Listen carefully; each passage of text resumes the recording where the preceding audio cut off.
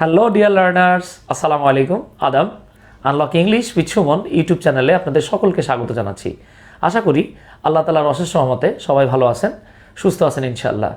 আজ আমি আপনাদের সামনে খুবই ছোট্ট বাট খুবই গুরুত্বপূর্ণ একটা বিষয় নিয়ে আলোচনা করব।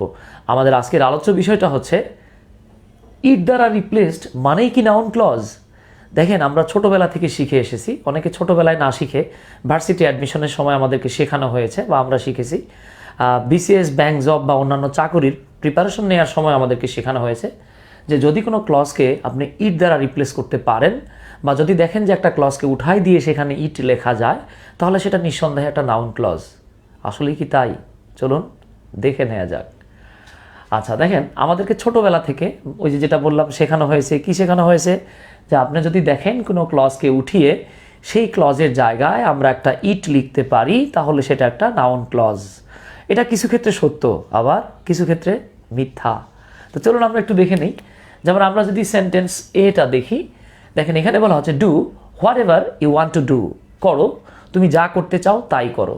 তো আমরা জানি ডু হচ্ছে এখানে ভার্ব, এটা একটা ইম্পারেটিভ সেন্টেন্স। V1 ভার্বের বেস ফর্ম দিয়ে শুরু হয়েছে করো। তো আমরা সবাই জেনে আসছি যে ভার্বকে সাধারণত আমরা জানি কাকে অথবা কি দ্বারা প্রশ্ন করলে প্রশ্নের উত্তরে অবজেক্ট পাওয়া যায়। আমরা নর্মালি শিখে আসছি, যদিও এখানে কিছু ইস্যু থাকে, যাকে আমি সেদিকে যাচ্ছি না। আপাতত ধরে নিচ্ছি আমি ভার্বকে কাকে বা কি দ্বারা প্রশ্ন করলে আমরা অবজেক্ট পাই। তো দেখেন ডু করো। আচ্ছা, এইখানে আমরা একটা ক্লজ দেখতে পাচ্ছি, what you want to do.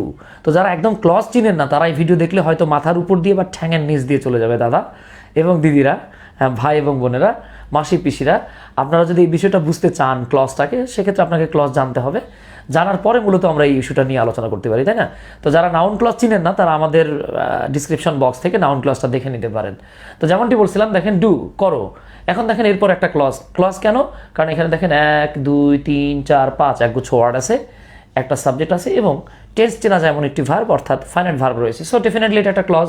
এখন দেখেন এই পুরো ক্লজটাকে তুলে কিন্তু আমরা এইখানে একটা ইট বসায় দিতে পারি।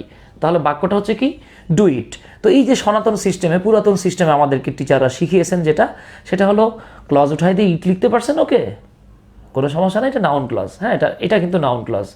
এইখানে ভাই কোনো প্রবলেম নাই, কারণ এটা একটা অবজেক্ট। কীভাবে অবজেক্ট? আপনি প্রশ্ন করেন, আমি বললাম করো, whatever you want to do, করো যেটা তুমি করতে চাও সেটাই করো।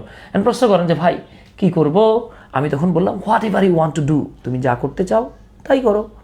আচ্ছা, এখন এইটা দেখার পর অনেকে আবেগের চোটে বিবেকের বিসর্জন দিবেন এবং বলবেন যে ভাই খুশির ঠেলায় ভাল লাগে। এই ভাল লাগার জন্য আপনি কি করবেন? এ যেরকম করছেন বিয়েতেও ঠিক সেম কাজ করবেন। এই কাজের জায়গায় একটা আকাজ হয়ে যাবে এবং আপনার নাম্বার কাটা যাবে।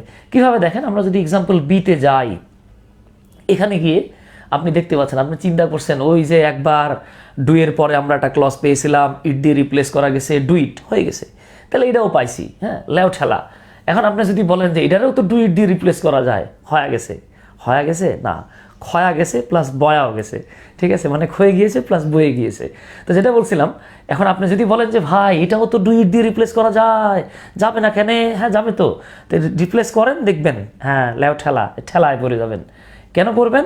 কারণ দেখেন, আমরা যখন ক্লজ করি আমাদেরকে জাস্ট এইভাবে অবস্থান মানে আপনি জাস্ট সেন্টেন্স দেখলেই হবে না, আপনাকে বুঝতে হবে সেটা কি অর্থ দিয়েছে। এখন দেখেন, ওই যে আমি আমার ছোটো ভাইয়ের গল্প শোনাইছিলাম, ওর একবার টিচার বলছে তুই জীবনে উপরে উঠতে পারবি না, ও মগ ডালে উঠে দেখা দিচ্ছে গাছের। দেখেন স্যার, আমি যত উপরে উঠছি আপনিও পারবেন না।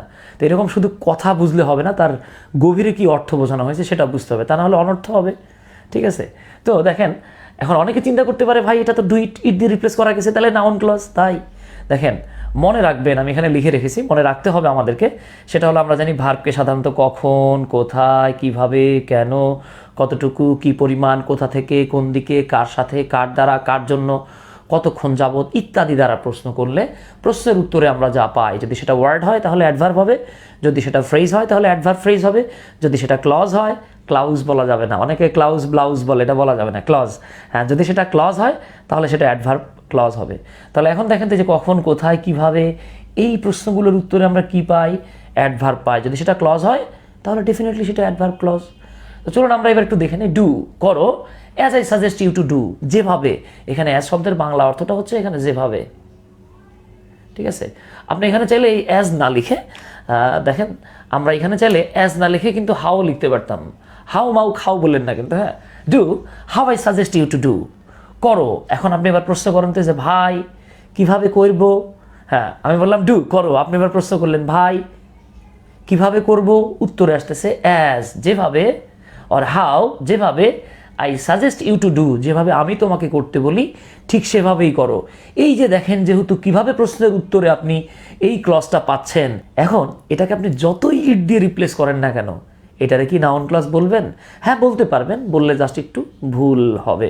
তাহলে এই ভুল করে যদি আপনি গুল মারেন তাহলে কিন্তু আপনার মূল থেকেই প্রবলেম হয়ে যাবে। সো রুলটা হলো গিয়ে আপনি মাথায় রাখবেন ভার্বকে যে কখন, কোথায়, কিভাবে, এগুলো দিয়ে যদি প্রশ্নের উত্তরে পান, যতই ইট দ্বারা রিপ্লেস করা যাক সেটা কিন্তু কি হবে, হ্যাঁ সেটা একটা অ্যাডভার্ব ক্লজ। তাই আজ থেকে ভুলে যাবেন, হ্যাঁ আজ থেকে ভুলে যাবেন যে ইট দ্বারা রিপ্লেস করা গেলেই সব সময় কিন্তু নাউন ক্লজ হয় না, যেমনটি হয়েছে এখানে।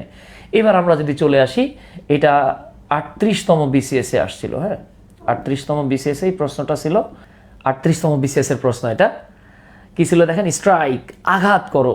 দেখেন স্ট্রাইক কিন্তু এটা একটা V1, মানে ইম্পারেটিভ সেন্টেন্স, অনেকে ভাবতে পারে স্ট্রাইক, আঘাত করো। এবার আপনি যদি প্রশ্ন করেন যে ভাই কাকে আঘাত করব, উত্তর নাই।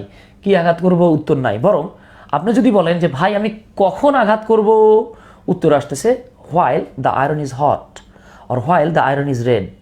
আচ্ছা তাহলে দেখেন আমরা বলি, এখন আপনার কাছে মনে হবে এটা একটা ক্লজ, স্ট্রাইক একটা ভার্ব। ভাই আমরা তো এটাকে ইট দিয়ে রিপ্লেস করতে পারি, আমরা বলতে পারি না strike it, strike it, kick it, strike it, beat it, touch it, kill it. আচ্ছা যাই আপনি বলেন, দেখেন যে ইট দিয়ে রিপ্লেস করা যাচ্ছে, কিন্তু আসলে কি যাচ্ছে আপনাকে বুঝতে হবে এটা কি আসলে অবজেক্ট পাওয়া যাচ্ছে নাকি এখানে আমরা অ্যাডভার্ব পাচ্ছি। তাহলে প্রশ্ন করেন স্ট্রাইক, আঘাত করব, খুব ভালো কথা। তা দাদা আমি কখন আঘাত করব? এবার আপনি বললেন while the iron is hot, যখন লোহা গরম থাকে তখন আঘাত করবেন। লোহা ঠান্ডা হয়ে গেলে আঘাত করে করে আপনি তাকে শেপ দিতে পারবেন না। তাহলে এই দেখেন কখন প্রশ্নের উত্তরে পাচ্ছি। সো এটা একটা অ্যাডভার্ব ক্লজ। তো এইভাবেই মূলত আপনি যখন পড়বেন, পড়াটাকে পড়া হিসাবে নিয়েন, প্যারা হিসাবে নিলে কিন্তু দাদা পরে ন্যাড়া হয়ে আপনাকে ভেড়ার মতো থাকতে হবে। সো এই পড়াটাকে আপনি সেইভাবে যদি পড়তে পারেন যেভাবে পড়া উচিত, ইনশাল্লাহ আপনাকে আর কেউ আপনার পঠিত বিষয়ে আটকাতে পারবে না। তাহলে এখন থেকে আমরা একটু খেয়াল রাখবো, এই গতানুগতিক যারা আমরা শিখে আসছি ইট দ্বারা রিপ্লেস করা গেলেই সেটা নাউন ক্লজ, এটা ঠিক নয়। তো ডিয়ার লার্নার্স, এরকম যে খুঁটিনাটি বিষয়গুলো যারা আপনারা শিখতে আগ্রহী, আপনারা চাইলে আমাদের অনলাইন এবং অফলাইন কোর্সগুলোতে যুক্ত হতে পারেন। তো যারা ইন্টারমিডিয়েটের স্টুডেন্ট আছেন, সেটা ফার্স্ট ইয়ার হোক, সেকেন্ড ইয়ার হোক, বা ভার্সিটি অ্যাডমিশনের প্রিপারেশন নিচ্ছেন, এই মাসের 18 তারিখ থেকে আমরা ফার্স্ট পেপারের উপরে একটা ফুল টেক্সট বুকের উপর একটা কোর্স ছাড়তেছি। চাইলে আমাদের সাথে যুক্ত হতে পারেন। আর যদি চান অনলাইনে আর কি, আর যদি চান যে ভাই না আমি অফলাইনে কোর্স করব, আমি সরাসরি আপনার কাছে কোর্স করতে চাই বা পড়তে চাই, সেটা ইন্টারমিডিয়েট হোক বা ব্যাংক জব হোক, বিসিএস হোক বা ভার্সিটি অ্যাডমিশন বলেন, তো আমি নটরডেম কলেজের বিপরীত পাশে পড়ানো শুরু করেছি, যুগান্তরের গলিতে আমি ব্যাচ পড়াচ্ছি, ভার্সিটি অ্যাডমিশন প্লাস HSC, অর্থাৎ ইন্টারমিডিয়েট ফার্স্ট ইয়ার এবং সেকেন্ড ইয়ার।